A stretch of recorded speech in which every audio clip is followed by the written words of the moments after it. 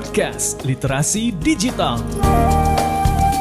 Podcast Literasi Digital. Halo semuanya, ketemu lagi di Podcast Literasi Digital bersama saya Pradipta Nugrahanto. Dan di Podcast Literasi Digital kita akan membahas berbagai hal seputaran literasi digital bersama para pakar di bidangnya. Nah, bersama saya sekarang sudah ada Mas Ahmad Samsudin dari Kemenak ya? Ya.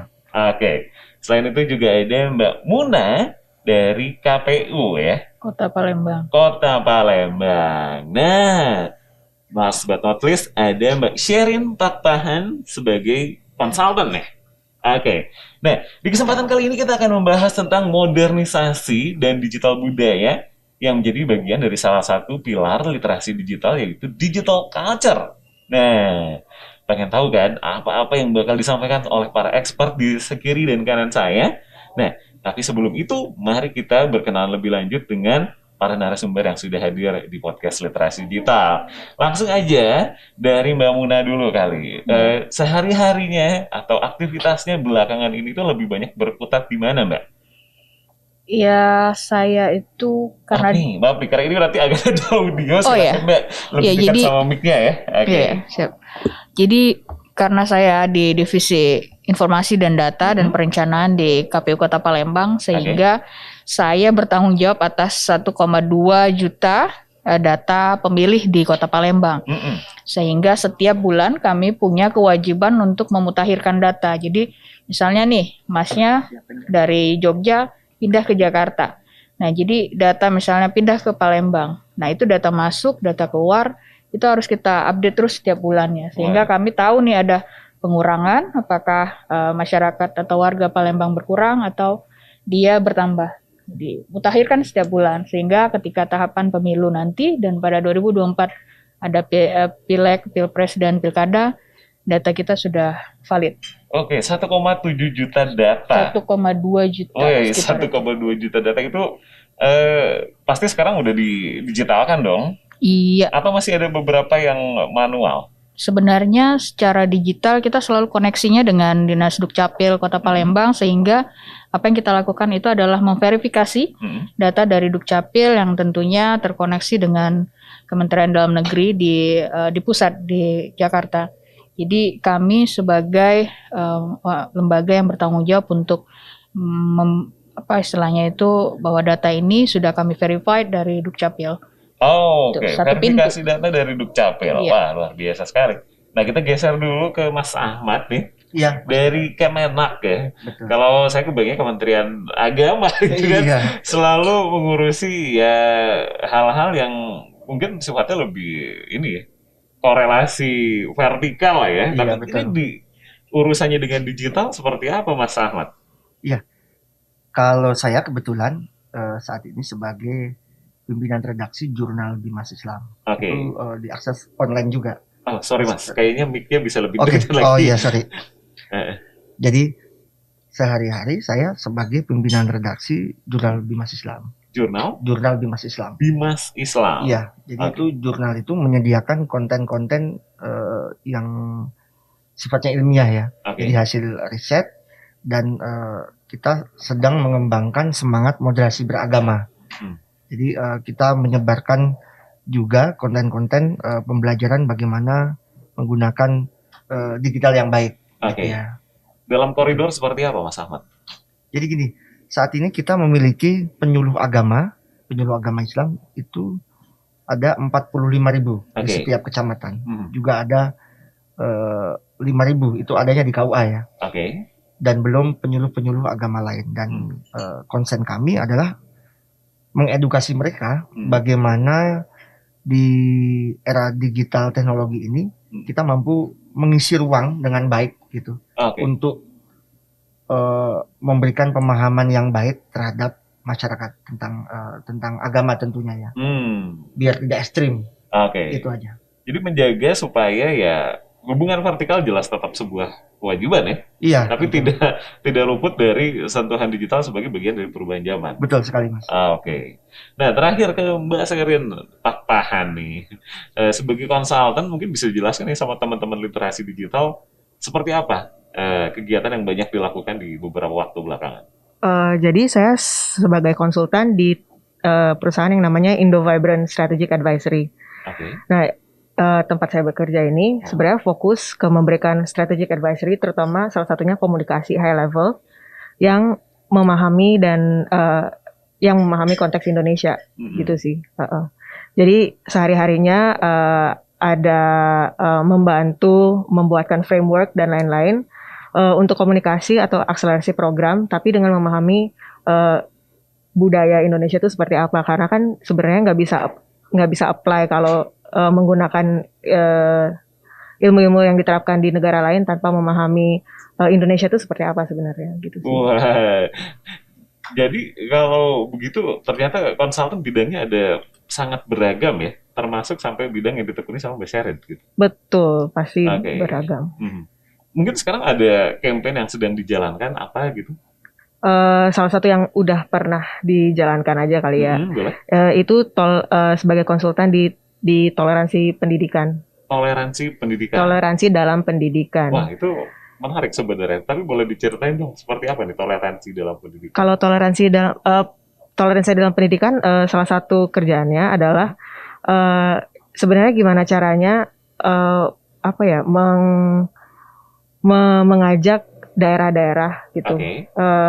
Teman-teman di level teman-teman di daerah, tapi di level eksekutif ya, di level Pemdanya untuk mau mengaplikasikan nilai-nilai toleransi dalam pendidikan, karena kan sebenarnya tiap daerah juga berbeda, cara mereka mengajarnya dan cara mereka menerima nilai-nilai toleransi itu kan harus dalam konteks budaya masing-masing gitu sih. Jadi lebih adaptif dengan nilai-nilai lokal tiap-tiap daerah mungkin ya. Betul, karena kalau sesuatu hal itu disamaratakan kan Indonesia emang beragam ya. Itu salah satu concernnya sih. Itu level pendidikannya apa Mbak Sherin? Kemarin sih SD. SD ya? SD. Oke, berarti masih level-level di mana anak-anak kan lebih banyak ini ya, mudah dikasih tahu di level pendidikan dini sebenarnya. Betul. Oke. Wah, sangat menarik sekali dan masih banyak obrolan menarik seputaran digital culture yang bakal kita bahas tetap di podcast Literasi Digital pastinya. Podcast Literasi Digital. Oke, masih di podcast Literasi Digital bersama saya Dipta, dan juga di kiri dan kanan saya ada teman-teman narasumber yang punya kompetensi untuk ngomongin soal digital culture. Ada Mas Ahmad dari Kemenak, ada Mbak Muna dari KPU, dan ada Mbak Sherin sebagai konsultan. Nah, tapi kayaknya kita ngomong pakai masker ini bikin aneh ya. Bikin aneh secara suara, karena nanti podcast ini bisa kalian simak di channel Spotify Siberkreasi dan juga kanal YouTube Siberkreasi. Ya udah, karena kita sudah swab antigen dan hasilnya negatif semua. Beberapa di antara kita juga sudah vaksin. Kita buka masker ya, untuk keperluan audio. Tada. Oke, sekarang jauh lebih enak rasanya. Dan kita tadi sudah berkenalan dengan para narasumber. Tapi kita di sesi kali ini kita akan lebih banyak berbincang tentang pain atau masalah yang dihadapi dari teman-teman ketika mengajak orang itu lebih melek teknologi. Tadi kan kayak Mbak Muna misalnya dari Palembang ya, Mbak Muna ya. Apakah ada kesulitan-kesulitan tertentu? Mungkin kan Palembang mungkin kondisinya berbeda dengan Jakarta ya, misal tentu saja gitu ya. Nah, gimana Mbak? Apa ya, mungkin saya akan sedikit ngasih informasi bahwa memang kalau di Palembang itu karena dia ibu kota provinsi ya, mungkin akan sangat berbeda dengan Jakarta. Tapi yang saya cermati atau saya lihat dari keseharian di Palembang, teman-teman atau baik kami pribadi di internal maupun saya pikir masyarakat atau warga Palembang, mereka lebih aware atau peduli dengan informasi yang ada di media sosial. Artinya informasi yang mereka serap selama ini itu lebih dicekoki atau dibanjiri dengan media sosial, dan itu mereka percayai sebagai sebuah informasi yang benar. Nah, disitulah saya pikir kita bersama punya kewajiban untuk memberikan literasi digital kepada warga Palembang ini untuk lebih peduli bahwa tidak semua informasi itu benar, apalagi di media sosial gitu. Bahwa itu sudah menjadi berita, artinya kalau berita kan sudah lebih dalam tahapan jurnalistik. Saya pikir itu bisa kita percaya. Tapi kalau informasi yang banjir, nah itu yang diserap dengan mentah-mentah, itu yang harus menjadi concern kita bersama untuk di daerah-daerah ya, Mas. Saya pikir. Oke. Nah, terkait dengan apa yang dilakukan Mbak Muna dengan kegiatannya di KPU dan terkait dengan data. Dan kalau tadi kan banjir informasi memang sesuatu yang sudah tidak terhindarkan lagi ya. Ya. Nah, sejauh ini upaya-upaya apa yang sudah dilakukan Mbak Muna bersama KPU untuk menanggulangi, bukan kita menahan arus informasi ya, tapi mengajak orang-orang untuk lebih bisa memahami mana informasi yang memang akurat, mana yang perlu di cross check lagi kebenarannya gitu. Ya. Jadi kebetulan ketika saya masuk ke KPU Kota Palembang, kita punya beberapa hal dan termasuk saya di Divisi Perencanaan Program dan Informasi, kami punya proyek sendiri yaitu pembenahan website, pembenahan media sosial baik Instagram, Facebook, Twitter ataupun YouTube. Kalau sekarang kan kekiniannya podcast gitu, sama seperti ini. Jadi ketika informasi yang kami berikan secara institusi, kami sebarkan kepada publik terutama di Kota Palembang, kami berusaha untuk mengajak mereka ada engagement di situ. Misalnya dari Instagram, walaupun kami juga seringkali memposting atau mempublish informasi yang ada di internal, baik kegiatan di KPU Kota Palembang, tapi juga yang nasional. Jadi KPU RI ataupun provinsi kami juga sering repost. Nah, di sanalah peran kami yang di daerah untuk memberikan informasi juga. Misalnya kemarin ada Pilkada serentak 2020, walaupun Kota Palembang tidak melakukan tahapan ataupun tidak ada pilkada, kami membantu teman-teman yang di Provinsi Sumatera Selatan ada 7 kabupaten yang melaksanakan pilkada serentak, sehingga kami membantu dengan informasi-informasi bahwa misalnya ada perubahan waktu itu di bulan September menjadi Desember tanggal 9. Jadi seperti itu. Walaupun tidak ada kegiatan, kami membantu teman-teman sesama KPU baik di seprovinsi Sumatera Selatan maupun di level nasional gitu. Oh, oke. Berarti ini sebagai pihak yang berada di daerah juga punya kontribusi yang tidak bisa dianggap sebelah mata kali ya untuk teman-teman yang bekerja di pusat. Nah, kita geser dulu nih ke Mas Ahmad ya. Iya. Mungkin dari Mas Ahmad ini untuk Kemenak yang ada di pusat berarti ya? Iya, di pusat. Oke. Nah, kalau di pusat kan kondisinya mungkin beda ya sama Mbak Muna tadi dengan kondisi teman-teman yang ada di daerah gitu. Betul. Nah, kalau untuk di pusat sendiri di era sekarang gitu ya, kalau ngomongin implementasi teknologi sebagai bagian dari literasi digital gitu, apa sih kendala-kendala yang masih dihadapi? Iya, sebetulnya kita sejak hadirnya teknologi ini, mungkin sudah berapa tahun terakhir itu, kita sudah mendesain nih semua, misalkan pembelajaran di madrasah, kemudian pengajian-pengajian atau ceramah-ceramah agama itu dilakukan secara digital ya, dimainkan gitu, supaya apa? Supaya bisa diakses masyarakat luas. Jadi Kementerian Agama ini kan sebagai salah satu corong untuk memberikan informasi yang benar terkait dengan berita-berita tentang ada hubungannya dengan agama gitu.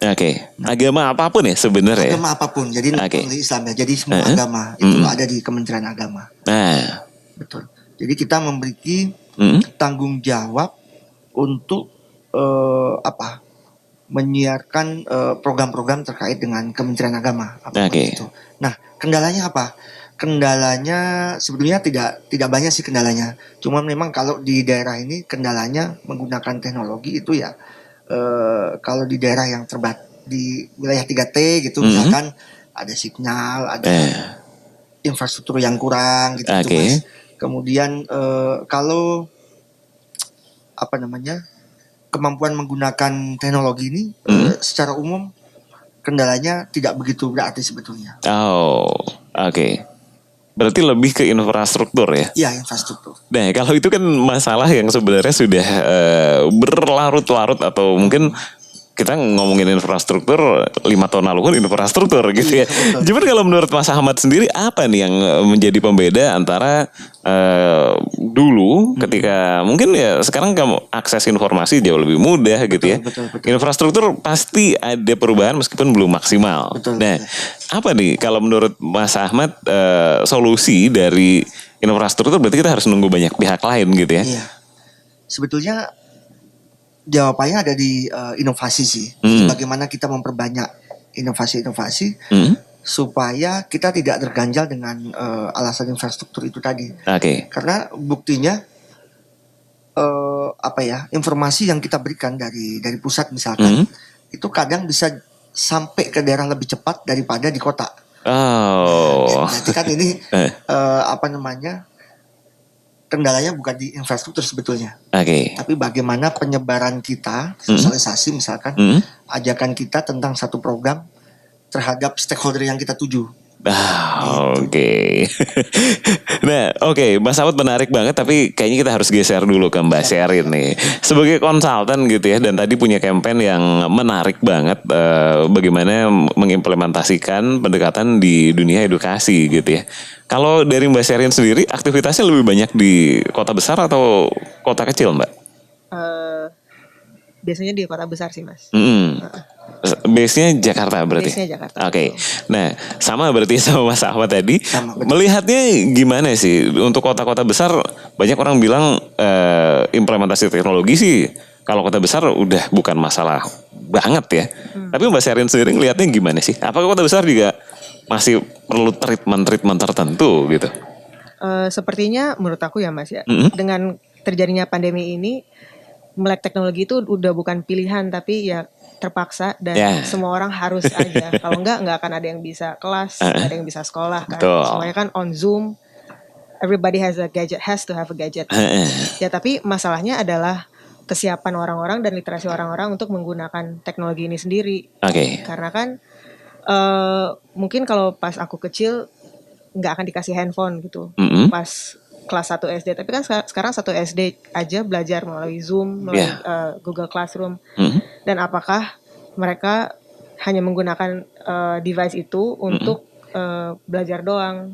Ya kan akses mereka terhadap teknologi dan internet itu udah dini banget. Dan apakah orang tuanya juga siap untuk kontrol ya? Ya, nah kalau dari Mbak Sherin sendiri melihat kondisi seperti itu kan ini sesuatu yang mungkin tidak kita duga bakal terjadi secepat ini gitu ya.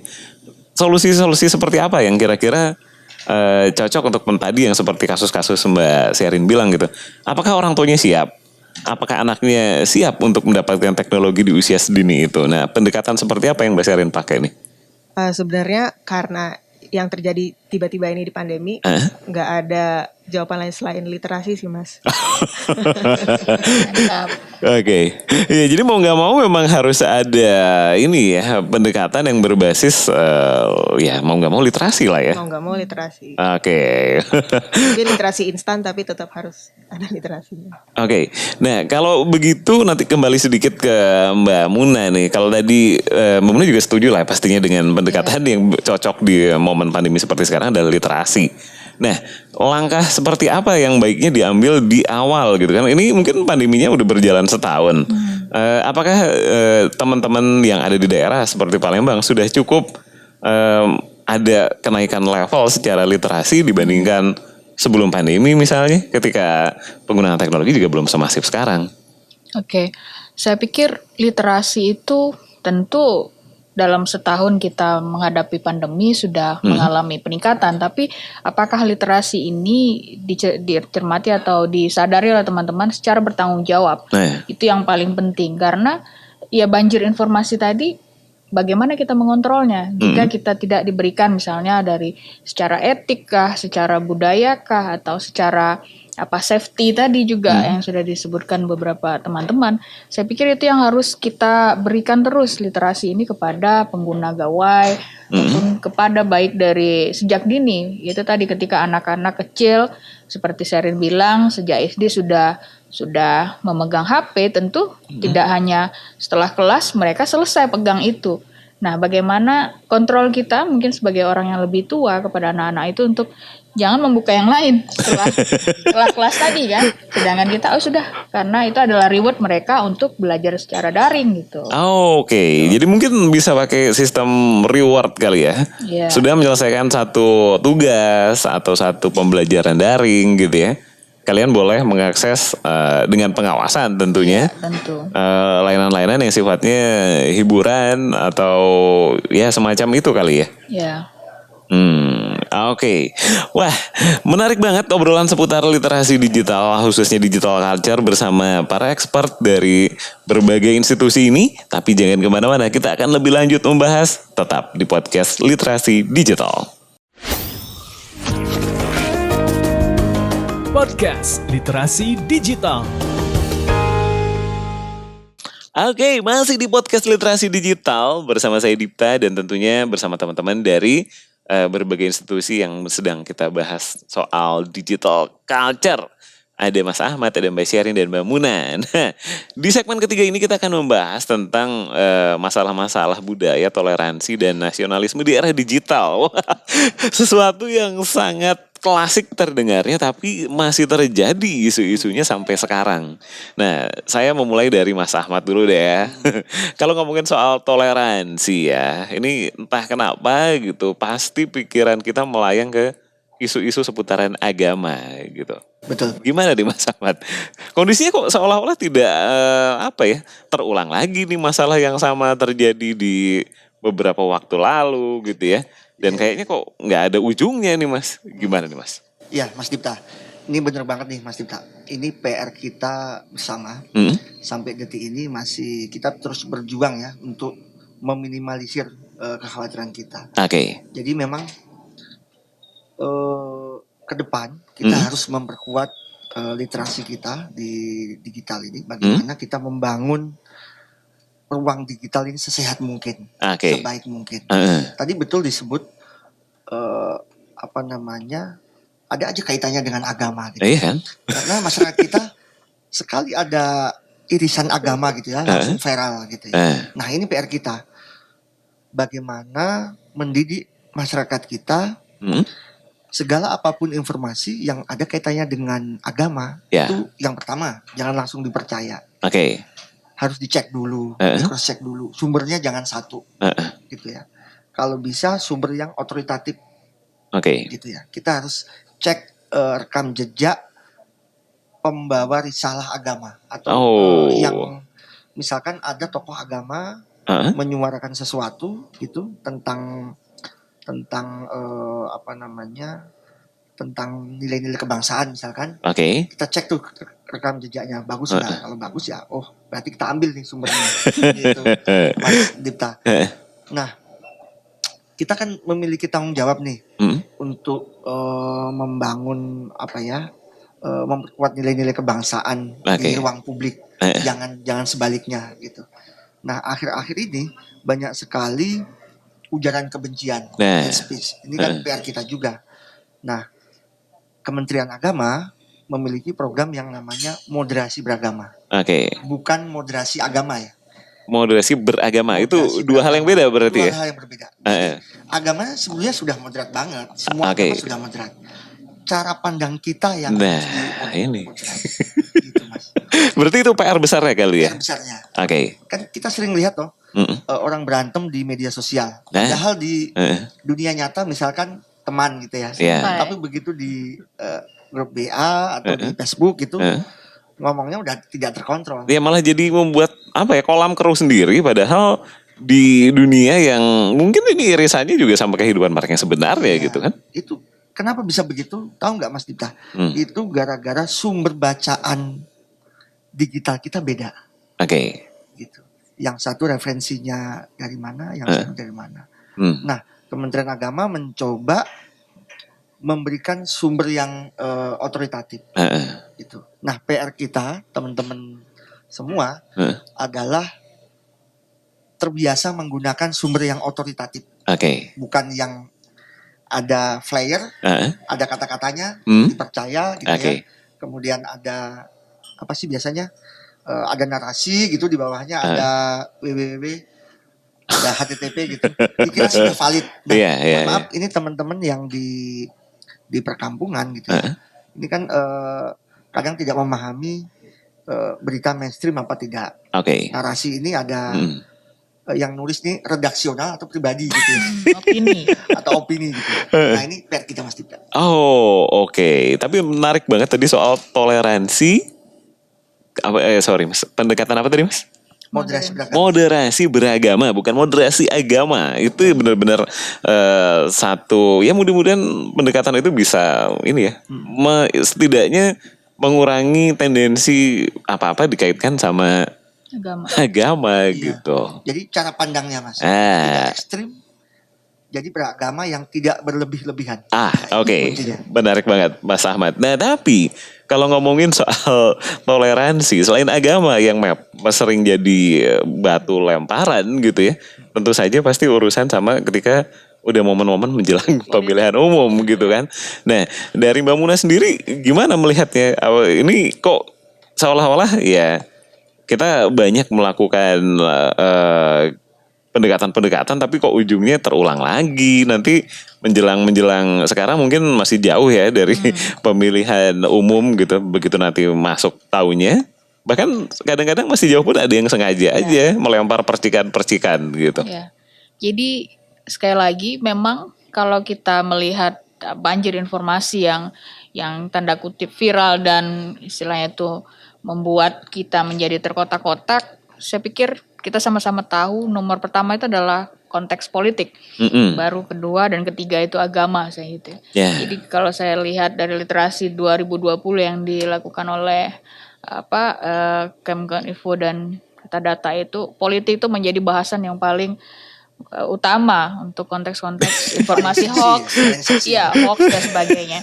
Nah, ini juga artinya menjadi PR kami baik secara lokal maupun nasional untuk memberikan informasi yang benar, literasi yang baik untuk masyarakat. Dalam konteks ini kami KPU Kota Palembang juga punya program-program.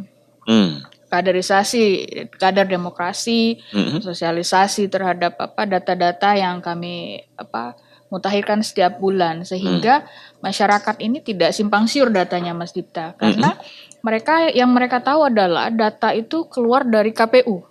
Padahal sebenarnya kami memverifikasi data yang diberikan oleh Dinas Kependudukan dan Catatan Sipil. Artinya satu pintu. Kami tidak bisa serta-merta menghapus misalnya ada yang sudah meninggal dan kami tahu misalnya tetangga nih atau Mas Dipta nih misalnya uaknya atau siapa pamannya yang meninggal. Lalu Mas Dipta ucuk-ucuk ke KPU, kok ini masih terdaftar gitu.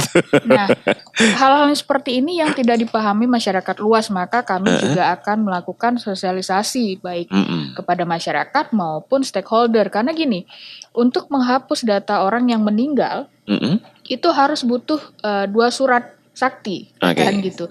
Pertama adalah surat kematian dari rumah sakit, atau yang kedua adalah surat dari kelurahan. Nah, itu diberikan kepada Dukcapil sehingga itu sah. Maka Dukcapil lah yang akan mencoret menghapuskan nama si pemilik hak tadi. Barulah kami verifikasi. Nah, di situ yang tidak dipahami oleh masyarakat luas, taunya tiba-tiba itu nongol lagi karena dia tadi tidak ada surat itu. Kami tidak punya hak untuk menghapus itu. Tapi orang taunya tiba-tiba ketika ada DPT kan, ini keluar lagi nih. Langsung heboh. Nah, informasi-informasi ini saya pikir sangat penting untuk kita berikan faktanya kepada masyarakat sehingga kita sama-sama pada tahapan demokrasi nanti baik di pemilu atau pilkada kita merasa benar nih.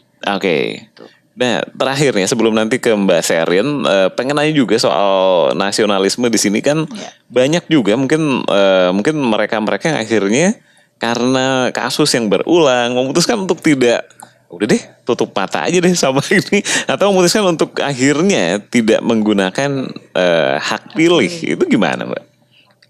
Saya pikir kami terutama di KPU Kota Palembang itu memang sosialisasi itu menjadi penting untuk kami lakukan sejak dini.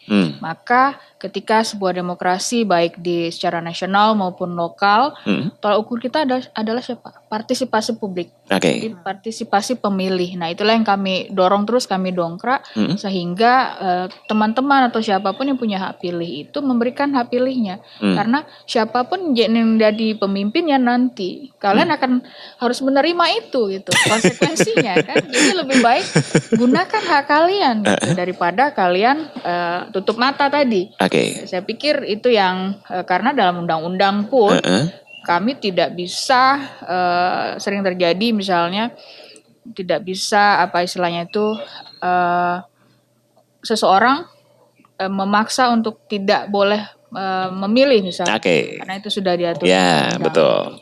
Cuman alangkah lebih baiknya Nah, gitu kalau ya. baiknya dengan kesadaran tadi kan Oke. bahwa itu kita bertanggung jawab juga kepada Oke. hak-hak itu. Jadi silahkan Oke. gunakan hak pilih kalian. Dengan kesadaran bukan paksaan ya. Iya. Oke. Nah, terakhir ke Mbak Sherin sepertinya nih ya. Kalau ngomongin nasionalisme terus juga toleransi gitu ya. Tadi kan kalau dilihat kayaknya apa yang dilakukan Mbak Sherin lebih banyak pendekatan ke institusi edukasi ya Mbak ya? Atau enggak juga? Enggak juga sih. Oke. Tapi ya tadi ya kalau dilihat dari contoh kampanye pendekatan ke sekolah dulu gitu ya. Nah, sekarang tapi banyak loh maksudnya kebijakan-kebijakan terkait institusi edukasi yang malah menjauhkan dari nasionalisme atau toleransi tadi. Gimana menurut Mbak Sherin itu? Sebenarnya yang masalah tentang digital culture kita atau kebudayaan adalah cara mengindonesiakan Nah, netizen ini as they would do in real life. Nah. Jadi Indonesia itu kan sebenarnya orangnya bangga ya Iya dong. dengan kebudayaan. Kita itu terkenal di dunia sebagai friendliest country, Betul. one of the friendliest country, budayanya kaya dan lain-lain. Oke. Tapi tiba-tiba pas ada survei dari Microsoft yang kemarin sempat viral, Indonesia negara yang perilakunya paling buruk banget di Indonesia. Gitu kan. Oke. Kenapa ada kejomplangan ini di budaya kita online dan offline gitu kan? Gimana caranya menyatukan atau membawa budaya yang kita bawa sebagai orang Indonesia di kehidupan sehari-hari itu ke budaya kita sebagai netizen plus 62 Oke. online, gitu sih.